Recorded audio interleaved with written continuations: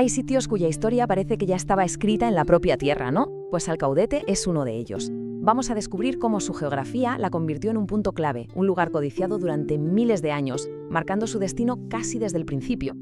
Pues esa es la gran pregunta, ¿verdad? Porque esto no va solo de un castillo impresionante en una colina.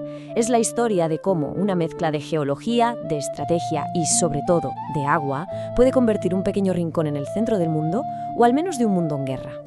Arer, para entender de verdad Alcaudete, tenemos que empezar por los cimientos. Y lo digo de forma totalmente literal. Todo arranca con el escenario que la propia naturaleza preparó, como si supiera la que se venía encima. Es que aquí se junta el cóctel perfecto. Primero, un corredor, que era, una autopista natural que conectaba la Bética con Granada.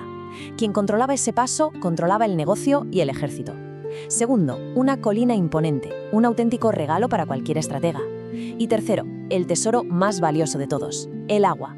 Tanta que los árabes la llamaban la ciudad de los manantiales. Con estos tres ases en la manga, era inevitable que se convirtiera en un premio irresistible. Claro, cuando tienes un lugar tan valioso es solo cuestión de tiempo que la gente venga a por él. A lo largo de los siglos, un montón de culturas distintas llegaron a este punto con un único objetivo en mente: controlarlo. Los romanos, que para estas cosas eran muy prácticos, vieron el valor del corredor al instante. Asentamientos como Unditunum o Sosontigui no surgieron ahí por casualidad. Su trabajo era vigilar y gestionar esa red de calzadas. Eran, por así decirlo, los guardias de tráfico de la autopista de la antigüedad. Y aquí es donde la historia pega un giro brutal. Con la llegada de los musulmanes, el pueblo se mueve, se va del llano y sube a la colina. La idea ya no es solo controlar el paso, sino fortificarlo, convertirlo en un bastión. La identidad del lugar cambia para siempre. De hecho, hasta su nombre lo refleja, Alcalat, que significa ni más ni menos el castillo.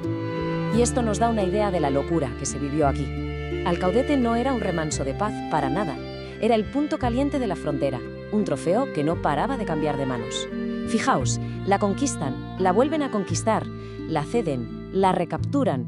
Cada una de estas fechas es un asedio, una batalla, una lucha a vida o muerte por controlar ese punto estratégico. Cuando la balanza por fin se inclina del lado castellano, había que asegurar la zona. Y para un trabajo así en una frontera tan peligrosa, no se llama a cualquiera. Se llama a las fuerzas de élite de la época, la Orden de Calatrava. Pensemos en esto un momento, porque es increíble. No eran soldados normales, eran monjes y a la vez eran caballeros. Su vida era una mezcla de oración y de lucha con la espada, una dualidad que no solo marcó quiénes eran, sino que también dio forma a la fortaleza que defendían. Y es fascinante ver cómo el propio castillo es un reflejo perfecto de esa doble vida. Por un lado, tienes la imponente Torre del Homenaje, el centro de poder militar. Pero justo al lado está la sala capitular, el espacio para su vida de monjes, donde se reunían y tomaban decisiones. Y claro, por debajo de todo, los aljibes y las caballerizas, que eran el motor logístico que mantenía a toda la guarnición lista para el combate en cualquier momento. Pero ojo, que su legado no son solo las piedras del castillo. La Orden de Calatrava organizó todo el campo de alrededor para poder financiarse. Crearon unas fincas enormes llamadas quintos. Y lo más fuerte es que esa estructura de grandes propiedades ha sobrevivido siglos y siglos de cambios y a día de hoy sigue definiendo el paisaje de Alcaudete. Durante siglos, la razón de ser de Alcaudete fue la guerra. Era un escudo, una lanza, un ojo siempre vigilante en la frontera. Pero, ¿qué pasa cuando el enemigo desaparece? ¿Qué haces cuando tu única razón de existir, de repente, se desvanece? Llega 1492, cae el reino de Granada y de un día para otro se acabó la función militar de Alcaudete. El propósito que había tenido durante generaciones ya no servía para nada. La ciudad, de repente, se quedó sin trabajo, por así decirlo. El cambio es total.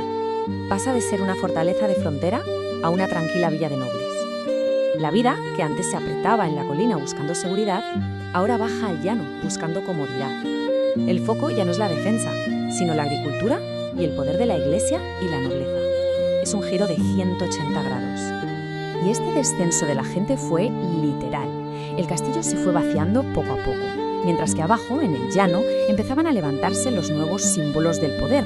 La espectacular iglesia de Santa María la Mayor, las casas Palacio de los Nobles, el ayuntamiento.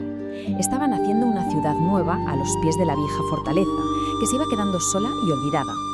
Y así, el castillo, el que fue el corazón de todo, se pasó siglos acumulando polvo y olvido. Pero la historia es cíclica, ¿no? Y al final, de una forma u otra, siempre vuelve para reclamar lo que es suyo. Hay una frase en uno de los documentos que lo clava. El núcleo original de Alcaudete se convirtió en un auténtico despoblado. Y eso no significa solo que se vació, significa que se convirtió en una zona marginal, un fantasma de su propio pasado glorioso. Y por si el olvido fuera poco, el siglo XX le trajo más heridas. Durante la Guerra Civil, por su cercanía al frente, sufrió bombardeos. Y para rematar, en 1951, un terremoto sacudió la ciudad, añadiendo otra cicatriz más a su larga historia de aguante y reconstrucción. Pero aquí viene el giro de guión final. En las últimas décadas todo cambió. Se puso en marcha un proyecto increíble para rescatar el castillo. Primero, una restauración brutal para devolverle su esplendor. Después, se creó un centro de interpretación único sobre la Orden de Calatrava. Y así, ese antiguo despoblado se ha transformado en el motor cultural y turístico de hoy. Y al final, todo nos lleva a esta pregunta. La historia de Alcaudete nos enseña cómo un lugar forjado por la guerra puede reinventar por completo su identidad. La fortaleza, que era una herramienta de conflicto, hoy es un centro de conocimiento, un motor económico. Su historia nos demuestra que el valor de un lugar puede transformarse, pasando de ser un muro en una frontera a ser la página de un libro que nos la explica, convirtiendo las cicatrices de la guerra en un patrimonio para el futuro.